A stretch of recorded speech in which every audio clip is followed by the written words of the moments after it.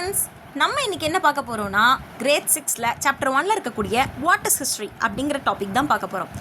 இதை பொறுத்த வரைக்கும் ஃபஸ்ட்டு முக்கியமான விஷயந்தான் இந்த டைம் லைன். இப்போது டைம் லைன் அப்படிங்கிறத பொறுத்த வரைக்கும் ஜீசஸ் கிரைஸ்டோட பர்த்தை வந்து 0 years அப்படின்னு எடுத்துக்கிட்டாங்க. அதாவது 0, அதுதான் 0 ஒன்றுமே கிடையாது. ஓகே, அதுதான் பிகினிங்.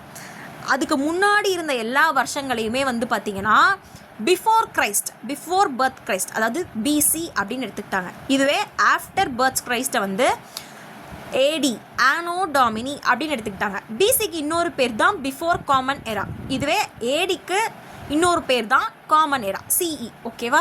ஸோ இப்படியும் நம்ம மென்ஷன் பண்ணலாம். புக்ஸில் இந்த மாதிரி மென்ஷன் பண்ணியிருப்பாங்க. ஸோ கன்ஃபியூஸ் ஆகிடாதீங்க. இதை நம்ம எப்படி ஈஸியாக ஞாபகம் வச்சுக்கலாம்னா, ஃபார் எக்ஸாம்பிள் இந்த பர்த் ஆஃப் கிரைஸ்ட் அப்படிங்கிறது நம்ம கோவிட் பேண்டமிக் டைம்னு வச்சுக்கோங்க, 2020. ஓகேவா? ஸோ 2020க்கு முன்னாடி இருக்கிறதெல்லாம் நம்ம என்ன சொல்லுவோம்? Before Covid pandemic. கரெக்டாக? பிஃபோர் கோவிட் அப்படின்னு சொல்லுவோம். கோவிட்டுக்கு அப்புறம் இருக்கிற எல்லாத்தையுமே நம்ம என்ன சொல்லுவோம்? ஆஃப்டர் பேண்டமிக், கோவிட் பேண்டமிக்னு சொல்லுவோமா?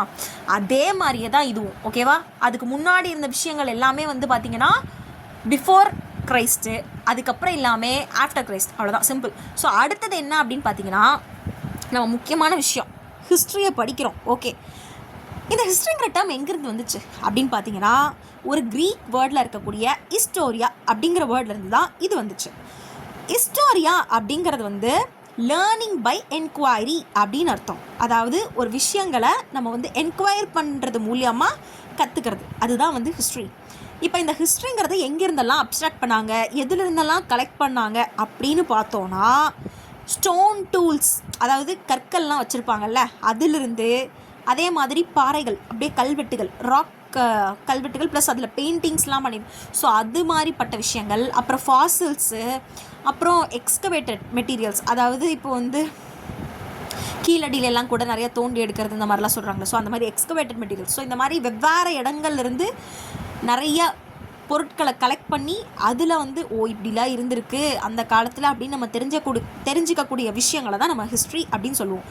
இப்போ இந்த ஹிஸ்ட்ரியில் பொறுத்த வரைக்கும் ஓல்டு ஸ்டோன் ஏஜில் முக்கியமான விஷயம் என்ன அப்படின்னா இந்த ராக் பெயிண்டிங்ஸ். அந்த ராக் பெயிண்டிங்ஸ் அப்படிங்கிற விஷயத்தில் எதெல்லாம் டிஸ்கிரைப் பண்ணியிருப்பாங்கன்னா, அந்த காலத்தோட கல்ச்சர், அதுக்கப்புறம் அவங்க ஹண்ட் பண்ணி சாப்பிட்டது, இந்த மாதிரி நிறைய விஷயங்களை வந்து ராக் பெயிண்டிங்ஸ் மூலியமாக அவங்க சொல்லியிருந்தாங்க.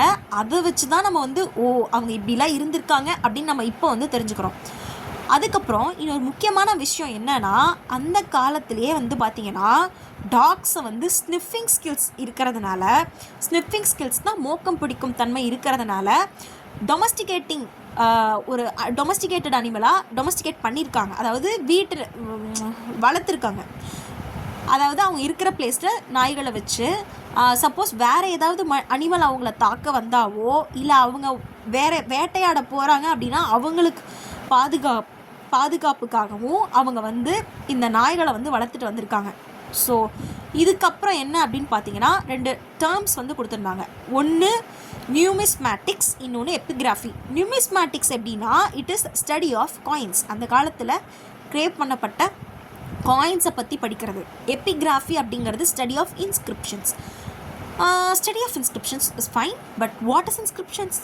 இன்ஸ்கிரிப்ஷன்ஸ் பொறுத்த வரைக்கும் இப்போ ஒரு சில வார்த்தைகளை கல்வெட்டுகளாக இல்லை பதிச்சிருப்பாங்கல்ல, பதிக்கப்பட்டு இருக்கிறது. ஓகேவா? ரிட்டன் ஒரு விஷயத்தை அதை வந்து செதுக்கியிருப்பாங்க.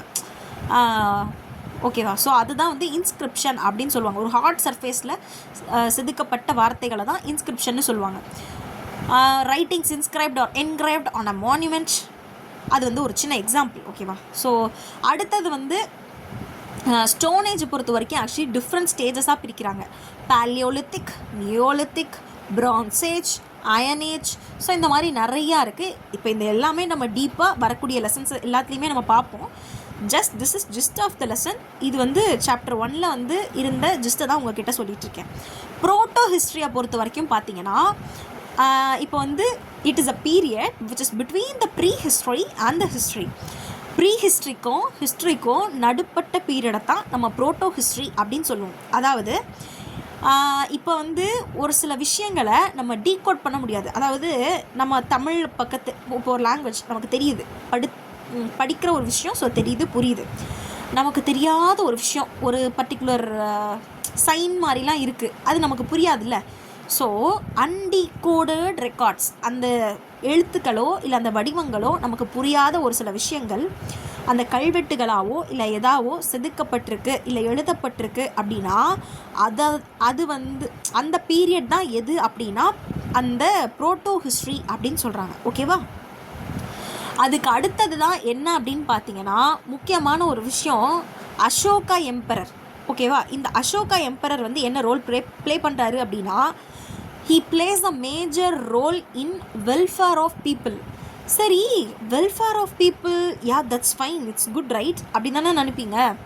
ஆக்சுவலி ஒரு பெரிய வாரியர் தான் இவர்.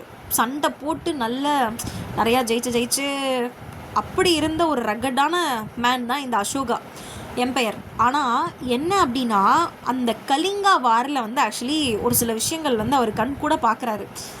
மக்கள் அந்த குருதி பெருகி அது எல்லாத்தையும் பார்க்குறப்ப அவர் மனசு வருத்தப்பட்டு, சரி நம்ம இனிமேல் இப்படிலாம் இருக்கக்கூடாது, இனிமேல் பீஸ் அண்ட் தர்மாவை தான் நம்ம ஃபாலோ பண்ணணும் அப்படின்னு சொல்லி ஃபாலோ பண்ண ஆரம்பிக்கிறாரு.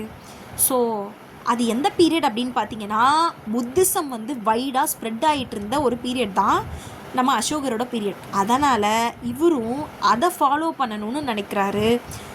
ஸோ அதனால் என்ன பண்ணுறாருன்னா, நான் இவ்வளோ நாளாக எவ்வளோ கொடூரமான விஷயங்கள் பண்ணிட்டேன் வார் அப்படிங்கிற பேரில், ஸோ இனிமேல் அப்படி இருக்கக்கூடாதுன்னு சொல்லி மக்களோட நலனுக்காக என்ன பண்ணுறாருன்னா நிறையா ஹாஸ்பிட்டல்ஸ் கட்டுறாரு. அது மட்டும் இல்லாமல் ரோட்ஸ்லாம் வந்து போடுறாரு.